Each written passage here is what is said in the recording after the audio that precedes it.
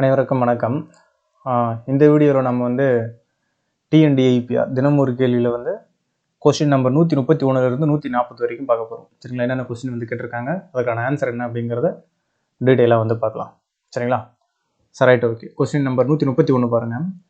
தமிழ்நாட்டில் பணிபுரியும் மகளிர் பயனடையும் வகையில் தோழி விடுதி திட்டத்தின் கீழ் அமைக்கப்பட்டுள்ள விடுதிகளின் எண்ணிக்கை எத்தனை அப்படின்னு கேட்டிருக்காங்க. இதற்கான ஆன்சர் பார்த்தோம்னா ஆப்ஷன் டி, 19. சரிங்களா, தோழி விடுதிகள் பார்த்தீங்கன்னா தமிழ்நாட்டில் ஒரு 19 விடுதிகள் அமைக்கப்பட்டிருக்கு வரைக்கும். இன்னும் கூடுதலாக பார்த்தீங்கன்னா ஒரு 26 விடுதிகளை அமைக்கிறதுக்கு திட்டமிட்டிருக்காங்க. சரிங்களா, ஸோ அதை ஞாபகம் வச்சுக்கிறோம். ஆக்சுவலாக தோழி விடுதிகள் அப்படிங்கிறத எதுக்காக தொடங்கியிருக்காங்க, இந்த விடுதிகள் எதுக்காக அமைக்கப்பட்டிருக்கு அப்படின்னா, அதாவது பணி புரியக்கூடிய அந்த பெண்கள் மற்றும் மாணவிகள், சரிங்களா, அவங்க பாதுகாப்பாக தங்கணும் அப்படிங்கிறதுக்காக, மலிவு விலையில் குறைந்த கட்டணத்தில் பாதுகாப்பாக தங்கணும் அப்படிங்கிறதுக்காக நோக்கமாக கொண்டு தான் பார்த்தீங்கன்னா இந்த தோழி விடுதி அப்படிங்கிற ஒரு திட்டத்தை தமிழ்நாடு அரசு செயல்படுத்தியிருப்பாங்க. எப்போ இந்த திட்டத்தை தொடங்கியிருப்பாங்கன்னா, தோழி விடுதிகள் திட்டம் பார்த்தீங்கன்னா 2023. சரிங்களா, ஆக்சுவலாக 2023 ஜூலை 13. சரிங்களா, 2023 ஜூலை 13 அன்னைக்கு தான் பார்த்தீங்கன்னா இந்த தோழி விடுதிகள் அப்படிங்கிறது பார்த்தீங்கன்னா இந்த திட்டத்தை தொடங்கியிருப்பாங்க. இது ஞாபகம் வச்சுக்கோங்க. சரிங்களா, ஸோ அவ்வளோதான். ஸோ இப்போ தோழி விடுதிகள் அப்படிங்கிறத பொறுத்த வரைக்கும் தமிழ்நாட்டில் 19 தோழி விடுதிகள் இருக்குது. இன்னும் கூடுதலாக பார்த்தீங்கன்னா 26 தோழி விடுதிகள் அமைக்க அரசு திட்டமிட்டிருக்காங்க. இந்த திட்டம் எப்போ தொடங்கப்பட்டதுன்னா 2023 ஜூலை 13. சரிங்களா, என்ன நோக்கத்துக்காக இந்த திட்டம் தொடங்கப்பட்டுச்சுன்னா, அதாவது வேலை பார்க்கக்கூடிய அந்த பெண்கள் மற்றும் அந்த மாணவிகள் இருப்பாங்கல்ல, ஸோ இவங்க பாதுகாப்பாக குறைந்த கட்டணத்தில் தங்கணும் அப்படிங்கிறத நோக்கமாக கொண்டு தொடங்கப்பட்ட திட்டம் தான் இந்த தோழி விடுதிகள் அப்படிங்கிற திட்டம். சரிட்டா, அடுத்த கொஸ்டின் பார்க்கலாம். தினம் ஒரு கேள்வியில் பார்த்தீங்கன்னா 132வது கேள்வி பாருங்க. தொல்குடியினர் புத்தாய்வு திட்டத்தின் கீழ் முனைவர் பட்ட மேலாய்வாளர்களுக்கு மாதந்தோறும் வழங்கப்படும் உதவித்தொகை எவ்வளவு அப்படின்னு சொல்லிட்டு கேட்டிருக்காங்க. இதற்கான ஆன்சர் பார்த்தோம் அப்படின்னா ஆப்ஷன் பி, 25,000 அப்படிங்கிறது. ஆக்சுவலாக இந்த தொல்குடியினர் புத்தாய்வு திட்டம் அப்படிங்கிறது எதுக்காக தொடங்கியிருப்பாங்க அப்படின்னா, இந்த பழங்குடியினர்களை பற்றி ஆய்வு மேற்கொள்வதற்காக பார்த்தீங்கன்னா, அதாவது இந்த பழங்குடியினர்களை பற்றி ஆய்வு மேற்கொள்ளக்கூடிய அந்த வல்லுநர்கள், ஆராய்ச்சியாளர்களுக்கு ஊக்கத்தொகை அளிக்கக்கூடிய ஒரு திட்டம் தான், அதாவது உதவித்தொகை அளிக்கக்கூடிய ஒரு திட்டம் தான் பார்த்தீங்கன்னா தொல்குடியினர் புத்தாய்வு திட்டம் அப்படிங்கிறது. சரிங்களா, இப்படி இந்த ஆய்வு மேற்கொள்ளக்கூடிய அவர்கள் பார்த்தீங்கன்னா இந்த அறிஞர்கள் இளங்கலை பட்டம் முதுகலை பட்டம் மாணவர்களாக இருந்தாங்க அப்படின்னு பார்த்தோம்னா அவங்களுக்கு மாதந்தோறும் 10,000 ரூபாய் உதவித்தொகையும், இதுவே முனைவர் பட்ட மேலாய்வர்களாக இருக்கும் பட்சத்தில் அவங்களுக்கு மாதந்தோறும் பார்த்தீங்கன்னா 25,000 அப்படிங்கிறது உதவித்தொகையாக கொடுக்குறாங்க. இது ஆண்டுக்கு இல்லை, மாதந்தோறும் கொடுக்குறாங்க. ஸோ இது ஞாபகம் வச்சுக்கணும். இந்த திட்டத்தை செயல்படுத்தக்கூடிய துறை எது அப்படின்னு சொல்லிட்டு பார்த்தோன்னா ஆதி திராவிடர் மற்றும் பழங்குடியினர் நலத்துறை. சரிங்களா, ஸோ இந்த 3 டேட்டாவை ஞாபகம் வச்சுக்கணும். அப்போது இளங்கலை பட்டம் முதுகலை பட்ட மாணவர்களாக இருக்கும் பட்சத்தில் இந்த தொல்குடியினர் புத்தாய்வு திட்டத்தின் கீழே 10,000, இதுவே முனைவர் பட்ட மேலாய்வாளர்களாக இருக்கும் பட்சத்தில் அவங்களுக்கு 25,000 மாதந்தோறும் உதவித்தொகை அப்படிங்கிறத ஞாபகம் வச்சுக்கணும். சரி, ரைட், ஓகேவா. அடுத்த கொஸ்டின் பார்க்கலாம். கொஸ்டின் நம்பர் 133 பாருங்க. தமிழ்நாடு அரசு யாருடைய நினைவு நாளை தியாக திருநாள் என்று கடைபிடிக்கிறது அப்படின்னு சொல்லிட்டு கேட்குறாங்க. அதற்கான ஆன்சர் பார்த்தீங்கன்னா ஆப்ஷன் ஏ தான், கப்பலோட்டிய தமிழன் வ.உ. சிதம்பரனார் அவர்கள் தான். சரிங்களா, கொடுத்துருக்காங்க பாருங்க. தியாக திருநாள் அப்படிங்கிறது எப்போ அறிவிச்சிருப்பாங்க அப்படின்னா 2021 செப்டம்பர் 3 சட்டப்பேரவையில் தான் பார்த்தீங்கன்னா நம்மளுடைய தமிழ்நாடு முதலமைச்சராக இருக்கக்கூடிய மாண்புமிகு தமிழ்நாடு முதலமைச்சர் திரு மு.க. ஸ்டாலின் அவர்கள் தான் அறிவிச்சிருப்பாரு. சரிங்களா, அதை வ.உ.சி அவர்களுடைய அந்த நினைவு நாளை போற்றும் வகையில் இதை அறிவிச்சிருப்பாங்க. ஆக்சுவலாக அவர் இறந்தது பார்த்தீங்கன்னா நவம்பர் 18. சரிங்களா, 1936 நவம்பர் 18 தான் அவர் இறந்திருப்பாரு. இந்த நாளை கௌரவிக்கணும் அப்படிங்கிறதுக்காக தான் இந்த தியாக திருநாள் அப்படிங்கிற ஒரு நாளாக அறிவிச்சிருப்பாங்க. சரிங்களா, ஸோ நம்ம வ.உ.சி அவர்களை பொறுத்த வரைக்கும் அவர் பிறந்த டேட் எப்போ அப்படின்னு சொல்லிட்டு பார்த்தீங்க அப்படின்னா செப்டம்பர் 5. சரிங்களா, 1872 பிறந்திருப்பார். September 5 15 September 5. சரிங்களா, செப்டம்பர் 5 1872 பிறந்திருப்பார். நவம்பர் 18 1936 இறந்திருப்பார். சரிங்களா, ஸோ இப்போ ரீசெண்டாக பார்த்தீங்கன்னா அவருடைய 89வது நினைவு நாள் 2025 நவம்பர் 18 நடந்திருக்கும். ஸோ அப்போ தியாக திருநாள் அப்படிங்கிறது செலிப்ரேட் பண்ணியிருப்பாங்க. கொஸ்டின் நம்பர் 134 பாருங்க. வ.உ.சி சிதம்பரனார் அவர்கள் ஆங்கிலேயரின் கப்பல் வாணிகத்தை முறியடிக்க தூத்துக்குடியில் தொடங்கிய கப்பல் நிறுவனத்தின் பெயர் என்ன அப்படின்னு கேட்டிருக்காங்க. இதற்கான ஆன்சர் பார்த்தீங்கன்னா ஆப்ஷன் சி, சுதேசி நாவாய் சங்கம் அப்படிங்கிறது எல்லாருக்குமே தெரியும்.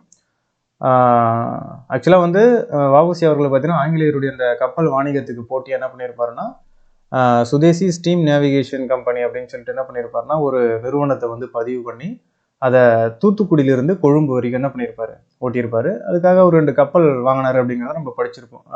லாவோ காலியா அப்படிங்கிற 2 கப்பல் வாங்கினாரு அப்படின்னு சொல்லிட்டு.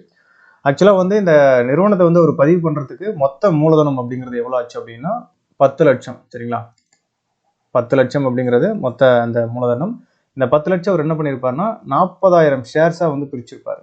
சரிங்களா, 40,000 ஷேர்ஸாக பிரிச்சிருப்பாரு. ஒரு ஷேரோட ரேட்டு பார்த்தீங்கன்னா ரூபீஸ் வந்து 25 ரூபா அப்படின்னு சொல்லிட்டு 40,000 ஷேர்ஸாக பிரித்து இந்த 10 லட்சம் அப்படிங்கிற அந்த முதலீட்டில் வந்து இந்த நிறுவனத்தை வந்து தொடங்கியிருப்பார். சரிங்களா, ஸோ இது நம்மளுக்கு தெரியும், இது எல்லாருக்குமே ஸ்கூல் புக்லேயே இருக்குது. இந்த சுதேசி நாவாய் சங்கம் அப்படின்னு சொல்கிறோம்ல, இந்த சுதேசி ஸ்டீம் நேவிகேஷன் கம்பெனி அப்படிங்கிறது எந்த டேட்டில் வந்து அவர் வந்து அதை பதிவு பண்ணியிருப்பாரு அப்படிங்கிறத நீங்கள் கமெண்ட்ஸில் வந்து சொல்லுங்கள். சரிங்களா, ஸோ சரியாக யாரா கமெண்ட்ஸ் பண்ணியிருக்கீங்கன்னா அதை நான் பின் பண்ணி வைக்கிறேன். சரிங்களா, ரைட், ஓகே. அடுத்த கொஸ்டின் பார்க்கலாம். தினம் ஒரு கேள்வியில் கேட்கப்பட்ட 135வது கொஸ்டின் பாருங்க. ஆதி திராவிடர் மற்றும் பழங்குடியின இளைஞர்களுக்கான அண்ணல் அம்பேத்கர் வெளிநாட்டு கல்வி உதவித்தொகை திட்டத்தின் கீழ் மாணவர்களுக்கு அதிகபட்சமாக ஆண்டுக்கு எவ்வளவு நிதியுதவி வந்து வழங்கப்படுகிறது அப்படின்னு சொல்லிட்டு கேட்குறாங்க. இதற்கான ஆன்சர் பார்த்தீங்கன்னா ஆப்ஷன் டி தான், 36 லட்சம் அப்படிங்கிறது இதற்கான ஆன்சர் ஆக்சுவலாக. சரிங்களா,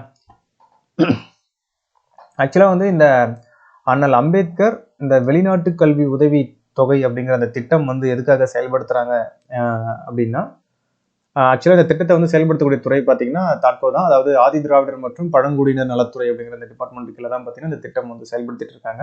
எதுக்காக செயல்படுத்துறாங்க அப்படின்னா, இப்போ வந்து ஆதி திராவிடர் மற்றும் பழங்குடியினர் இந்த பிரிவில் இருக்கக்கூடிய இந்த இளைஞர்கள் வந்து வெளிநாடுகளுக்கு போயிட்டு அவர்களுடைய அந்த முதுகலை மற்றும் முனைவர் ஆராய்ச்சி படிப்பை வந்து தொடர்றதுக்காக தமிழக அரசு சார்பில் என்ன பண்றாங்கன்னா ஆண்டுக்கு 36 லட்சம் வரைக்கும் பார்த்தீங்கன்னா அவங்களுக்கு வந்து கல்வி உதவித்தொகை அப்படிங்கிறது கொடுக்குறாங்க. யாருக்குன்னா எஸ்சி எஸ்டி பீப்புளா இருக்கிறவங்களுக்கு மட்டும்தான். சரிங்களா, இதுக்காக வந்து பார்த்தீங்கன்னா அவங்களுக்கு வந்து குடும்ப அந்த ஆண்டு வருமானம் அந்த உச்ச வரம்பு அப்படிங்கிறது நிர்ணயம் பண்ணியிருக்காங்க 12 லட்சம். இதுக்கு முன்னாடி 3 லட்சமா இருந்தது, அதை 3 லட்சத்துல இருந்து 12 லட்சமா என்ன பண்ணியிருக்காங்கன்னா உயர்த்தி இருக்கிறாங்க. சரிங்களா, 12 லட்சத்துக்கு உள்ள இருக்கக்கூடிய அந்த குடும்ப வருமானம் இருக்கக்கூடிய எஸ்சி எஸ்டி பீப்புளா இருக்கிறவங்க என்ன பண்ணிக்கலாம், இந்த திட்டத்தின் மூலமாக பயன்பெறலாம். வெளிநாடுகளில் போயிட்டு அவங்களுடைய முதுகலை மற்றும் முனைவர் ஆராய்ச்சி அந்த படிப்பை வந்து தொடர்றதுக்காக. சரிங்களா, இந்த திட்டத்தை பொறுத்த வரைக்கும் பார்த்தீங்க அப்படின்னா 2021-22 இந்த நிதி ஆண்டுல 9 பயனாளிகள் அப்படிங்கிறது இருந்திருக்கு. சரிங்களா, ஆக்சுவலாக வந்து இந்த திட்டத்தில் அதான் 2021-22ல இந்த திட்டத்தின் கீழே பயனாளிகளுடைய எண்ணிக்கை 9 இருந்திருக்கு. ஆனால் அது வந்து இப்போ 2025-26 இப்போ இந்த ஃபினான்ஷியல் இயர்ல பார்த்தீங்கன்னா 213 அப்படிங்கிற அளவில் வந்து உயர்ந்திருக்கு அப்படிங்கிறதையும் வந்து நம்ம ஞாபகம் வச்சுக்கணும். இது ஒரு இம்பார்ட்டன்டான பாயிண்ட் தான். சரிங்களா, ஸோ அவ்வளோதான். Right, okay. அடுத்த கொஸ்டின் பார்க்கலாம். 136வது கொஸ்டின் பாருங்க. தினம் ஒரு கேள்வி இல்லை, இதுவும் அதே சேம் ஸ்கீம் பற்றி தான் கேட்டிருக்காங்க. அண்ணல் அம்பேத்கர் வெளிநாட்டு கல்வி உதவித்தொகை திட்டத்தின் கீழ் 2025-26 ஆண்டில் 36 லட்சம் பெற்ற பயனாளிகளின் எண்ணிக்கை எவ்வளவு அப்படின்னு சொல்லிட்டு கேட்டிருக்காங்க. இப்போ பார்த்தோம் இல்லைங்களா 213 அப்படின்னு சொல்லிட்டு 2025-26 ஃபினான்ஷியல் இயர்ல. ஸோ அப்போ ஆன்சர் வந்து டி தான், 213 அப்படிங்கிறதான் பார்த்தீங்கன்னா இதற்கான சரியான ஆன்சர். அடுத்த கொஸ்டின் பார்க்கலாம். கொஸ்டின் நம்பர் 137 பாருங்க. தமிழ்நாடு அரசின் இலக்கிய மாமணி விருதுடன் விருதாளர்களுக்கு வழங்கப்படும் ரொக்க பரிசு தொகை மற்றும் தங்கத்தின் அளவு எவ்வளவு அப்படின்னு சொல்லிட்டு கேட்டிருக்காங்க. இதற்கான ஆன்சர் பார்த்தீங்கன்னா ஆப்ஷன் டி தான், 5 லட்சம் பிளஸ் 1 சவரன் அப்படிங்கிறது இந்த கொஸ்டினுக்கான வந்து ஆன்சர். சரிங்களா, இங்கே கொடுத்துருக்காங்க பாருங்க. 2024 ஆண்டிற்கான அந்த இலக்கிய மாமணி விருது அப்படிங்கிறது வந்து இப்போ ரீசெண்டாக வந்து கொடுத்துருப்பாங்க. அந்த விருதை வந்து யார் யார் வாங்கியிருக்காங்க அப்படின்னா சென்னையை சேர்ந்த முனைவர் தே ஞானசுந்தரம் அப்படிங்கிறவர். எந்த பிரிவின் கீழே, மரபு தமிழ் அப்படிங்கிற அந்த பிரிவின் கீழே இவருக்கு வந்து இந்த இலக்கிய மாமணி விருது வந்து கொடுத்துருக்காங்க 2024 ஆண்டுக்கான அந்த இலக்கிய மாமணி விருது. அப்புறம் திருவாரூரை சேர்ந்த முனைவர் ரா காமராசு அப்படிங்கிறவர் பார்த்தீங்கன்னா ஆய்வு தமிழ் அப்படிங்கிற அந்த பிரிவுக்காக வந்து கொடுத்துருக்காங்க. அப்புறம் தென்காசியை சேர்ந்த திரு கா சோமசுந்தரம் என்கிற கலப்பிரியா. சரிங்களா, இவருக்கு படைப்பு தமிழ் அப்படிங்கிற அந்த பிரிவின் கீழே என்ன பண்ணியிருக்காங்கன்னா இந்த இலக்கிய மாமணி விருது அப்படிங்கிறது வந்து கொடுத்துருக்காங்க. ஸோ இந்த விருது வாங்குறவங்களுக்கு பொறுத்த வரைக்கும் பார்த்தீங்கன்னா 5 லட்சம் அப்படிங்கிறது ரொக்கமாகவும் ப்ளஸ் 1 சவரன் அப்படிங்கிறது வந்து பதக்கமாக வந்து கொடுக்குறாங்க. சரிங்களா? சரி, ரைட். அடுத்த கொஸ்டின் பார்க்கலாம். 138வது கொஸ்டின் பாருங்க. தினம் ஒரு கேள்வியில தமிழ்நாடு அரசின் 2024ஆம் ஆண்டுக்கான இலக்கிய மாமணி விருது பெற்ற திரு க. சோமசுந்தரம் அவர்களின் புனைப்பெயர் என்ன அப்படின்னு சொல்லிட்டு கேட்டிருக்காங்க. இப்பதான் பார்த்தோம் நம்ம. இதற்கான ஆன்சர் பார்த்தீங்கன்னா கலாப்பிரியா. சரிங்களா? அவருடைய புனைப்பெயர் பார்த்தீங்கன்னா கலாப்பிரியா அப்படிங்கிறது தான் பார்த்தீங்கன்னா அவருடைய புனைப்பெயர். அடுத்த கொஸ்டின் பார்க்கலாம்.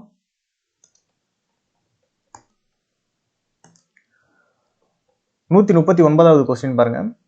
தினம் ஒரு கேள்வியில தமிழ்நாடு அரசு மீனவர்களுக்கு வழங்கப்படும் மீன்பிடி தடைக்கால நிவாரணத் தொகை 5000 எவ்வளவாக உயர்த்தி வழங்கப்பட்டுள்ளது அப்படின்னு சொல்லிட்டு கேட்டிருக்காங்க.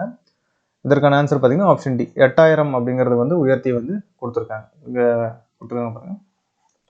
மீன்பிடி தடைக்கால நிவாரணத் தொகையை 8000ஆக உயர்த்தி இருக்கும். ஆக்சுவலாக வந்து இது வந்து ஒரு ஸ்லைடில் வந்து தமிழ்நாடு அரசு வந்து மீனவர்களுக்காக என்னென்னலாம் பண்ணியிருக்காங்க அப்படிங்கிறத வந்து ஒரு லிஸ்ட் அவுட் பண்ணியிருப்பாங்க. நான் அதுலேருந்து தான் வந்து எடுத்துகிட்டு வந்திருக்கேன். சரிங்களா? இதுக்காக ஜிஓ கூட இருக்குது. சரிங்களா? நான் ஜிஓ ப்ரெஸ் ரிலீஸ் எல்லாமே இருக்குது. சரிங்களா? பார்த்துக்கோங்க.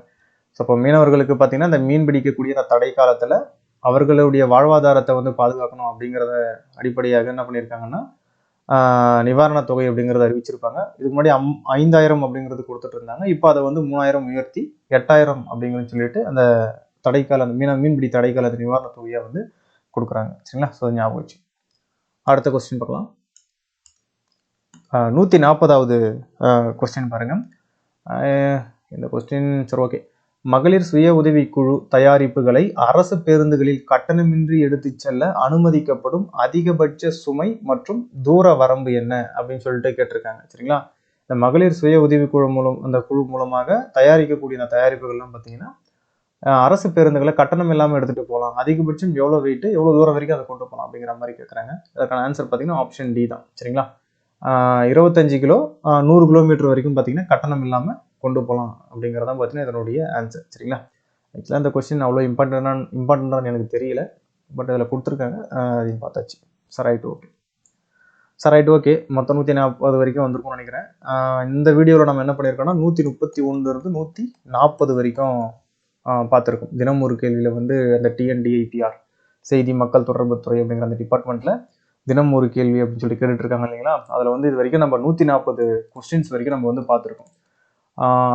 அட் ப்ரெசென்ட் நான் இன்னைக்கு வீடியோ எடுத்துகிட்டு இருக்கேன். இன்னைக்கு டேட்டுக்கு பார்த்தீங்கன்னா எத்தனை கொஸ்டின் இது வரைக்கும் கேட்டிருக்காங்க அப்படின்னா 187 கொஸ்டின் இது வரைக்கும் கேட்டிருக்காங்க. அடுத்தடுத்த வீடியோவில் வந்து நம்ம 10 கொஸ்டினாக பார்த்துடலாம்.